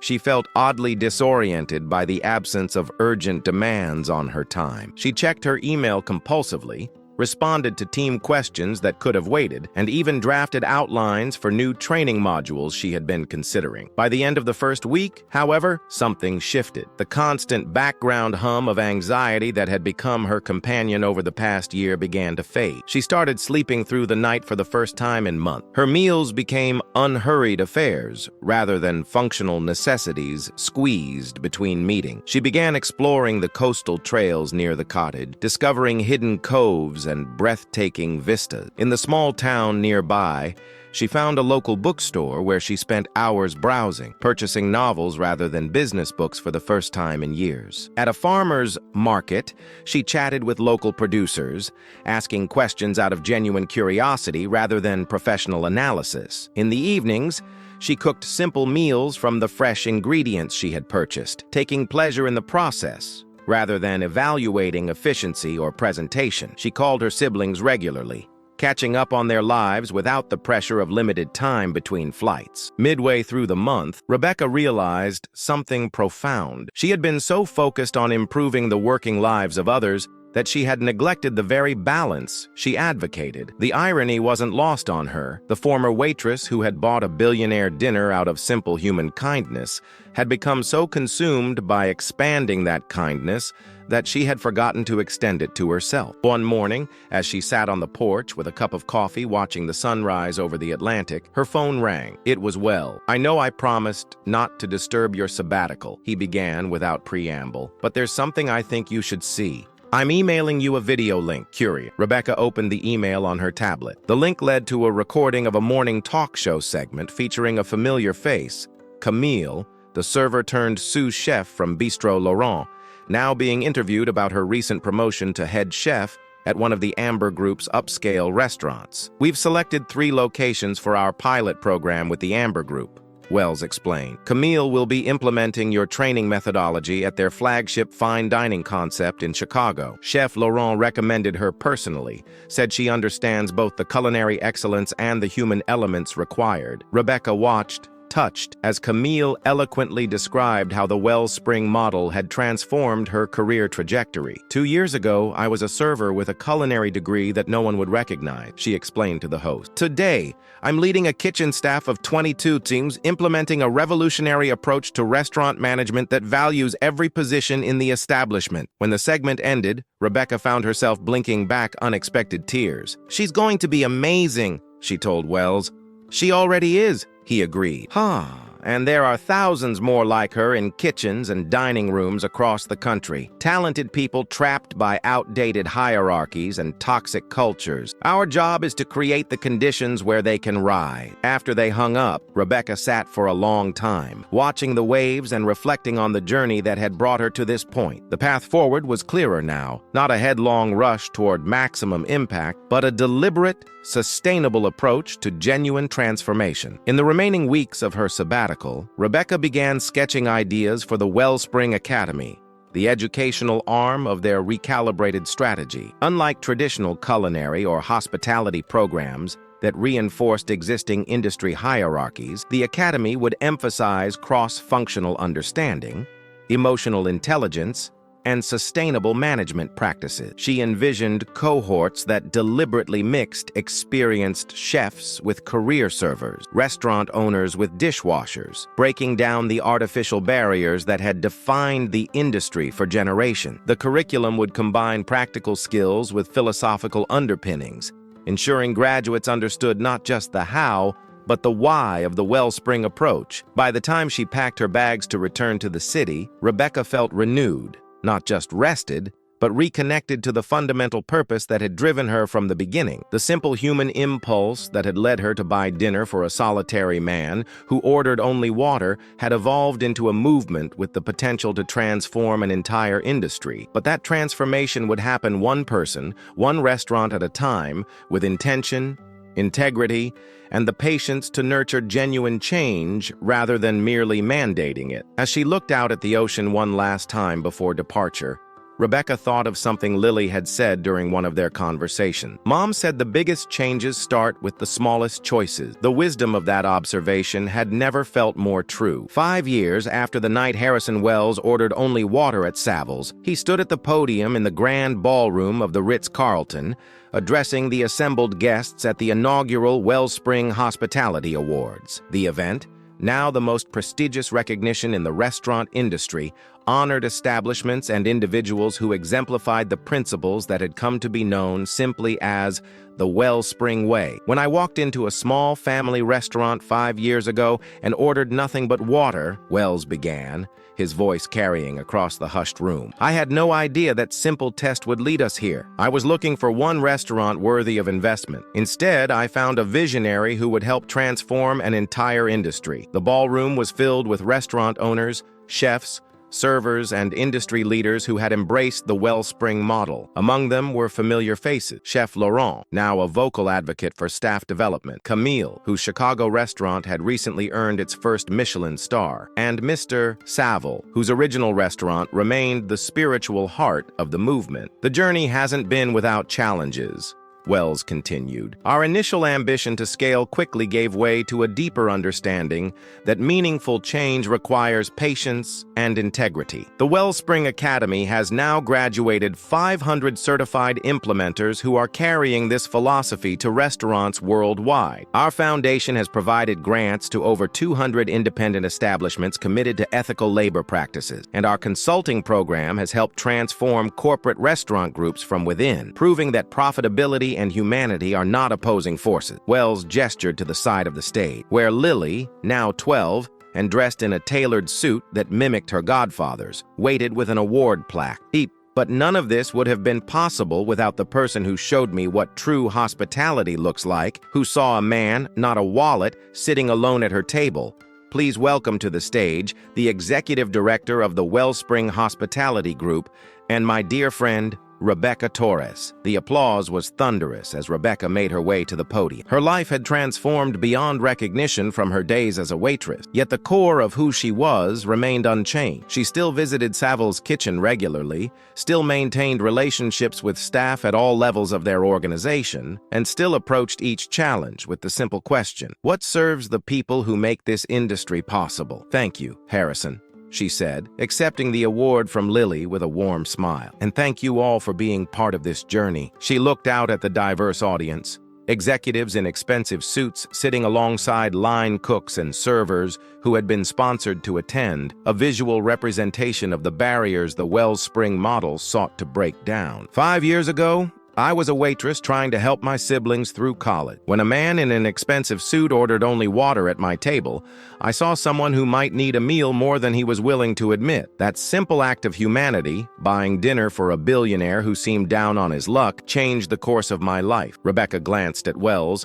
who nodded encouragingly. But the real transformation wasn't in my career trajectory. It was in how we collectively began to reimagine what the restaurant industry could be. For too long, we accepted as inevitable the burnout, the turnover, the rigid hierarchies, and the exploitation that defined our business. We treated these problems as the cost of doing business rather than as failures of imagination. She gestured to the row of award recipients seated in the front row, restaurant owners and managers who had implemented the Wellspring model with extraordinary result. These pioneers proved that another way is possible. They demonstrated that when we invest in people at every level, when we create clear advancement pathways, cross-functional understanding, and truly sustainable working conditions, everyone benefits. Staff stay longer and perform better. Customers enjoy more consistent, authentic experiences. And yes, businesses become more profitable. The data supporting these claims was now irrefutable. Restaurants that fully implemented the Wellspring model averaged 76% lower staff turnover,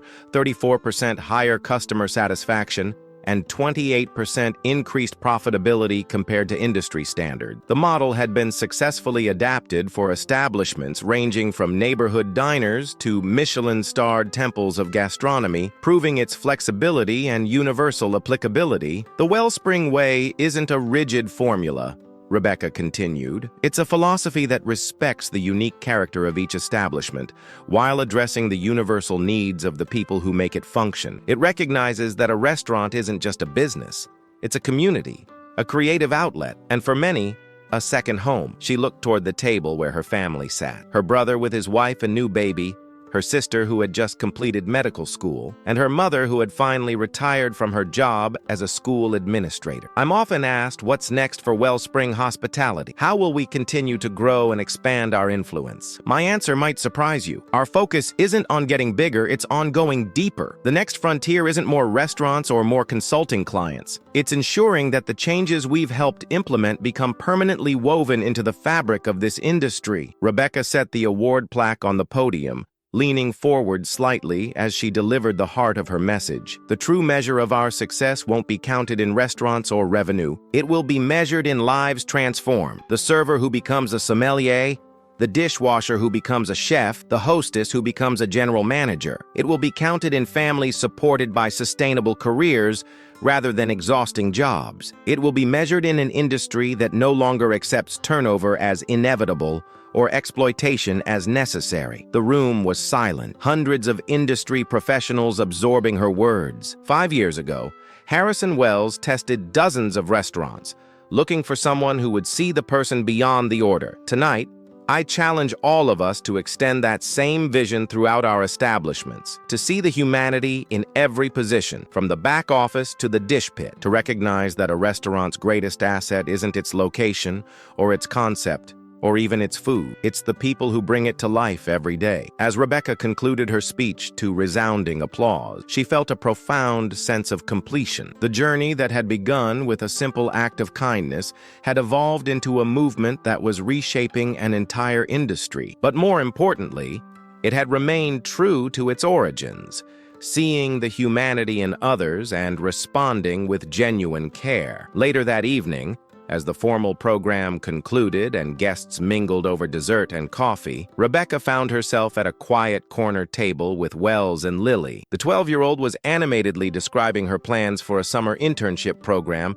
that would bring high school students into restaurant operation, her passion for the family business evident in her detailed proposal. "She reminds me more of Charlotte every day," Wells observed quietly as Lily excused herself to speak with Chef Laurent about a culinary question. "She has your business acumen and her mother's heart," Rebecca agreed. "A powerful combination." Wells studied his glass of water, a small smile playing at his lip. "Do you ever think about how different things might have been if you hadn't bought me dinner that night?" Rebecca considered the question. "Sometime. I'd probably still be at Savills, still serving water to strangers, still helping my siblings make ends meet, and I'd still be conducting my tests, looking for something I couldn't quite define," Wells added. "It's remarkable how a single interaction can alter so many lives." Their conversation was interrupted by Dmitry Sokolov, who approached their table with uncharacteristic humility. The Amber Group pilot program had expanded gradually over the past 5 years, with 12 of his restaurants now fully implementing the Wellspring model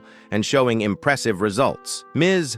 Torres, Mr. Wells," he greeted them formally. "I wanted to express my gratitude for your patience with our organization. Your insistence on gradual, authentic implementation rather than rapid scaling was wiser than I initially understood." Rebecca smiled, remembering their contentious early negotiation. "Cultural change can't be rushed, Mr. Sokolov. It happens person by person, shift by shift." "Indeed," Sokolov agreed. "Our traditional approach would have been to mandate changes across all locations simultaneously. Your method of organic growth through demonstrated success has proven far more effective, if slower than I preferred." After Sokolov departed, Wells chuckled softly. 5 years ago, he would have considered this pace of change intolerable. Now he's its greatest advocate. "People evolve when given the opportunity," Rebecca observed. "But that's the heart of our whole approach." As the evening wound down, Rebecca found herself drawn to the kitchen, where the hotel staff was efficiently managing the post-event cleanup. It was a habit she had never abandoned, visiting the kitchen,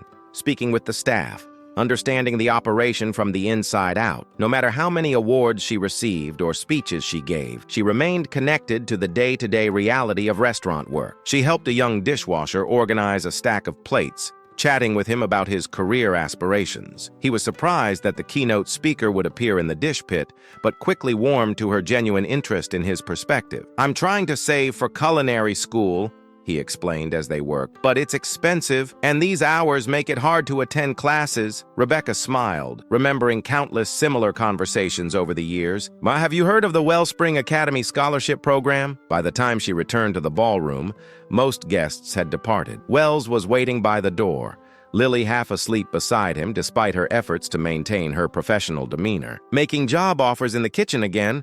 he asked with a knowing smile. "Just sharing information about our scholarship program," Rebecca replied. "Another hidden talent who just needs an opportunity." Wells nodded, unsurprised. "Some things never change. You've transformed an industry, published 2 best-selling books, and advised restaurant groups across 4 continents, but you still can't resist connecting with the dishwasher. That's where it all starts," Rebecca said simply. "The dishwasher today could be accepting one of those awards in 5 years. Someone just needs to see their potential." As they walked together toward the exit, Rebecca reflected on the journey they had shared. From that first encounter at Savills, a waitress and a billionaire engaged in an unexpected test of character, to this moment of industry-wide recognition, the core principle had remained constant: seeing the humanity in others and responding with genuine care. The Wellspring Hospitality Group had grown beyond anyone's expectations, not through aggressive acquisition or rapid scaling, but through the power of a simple idea implemented with integrity,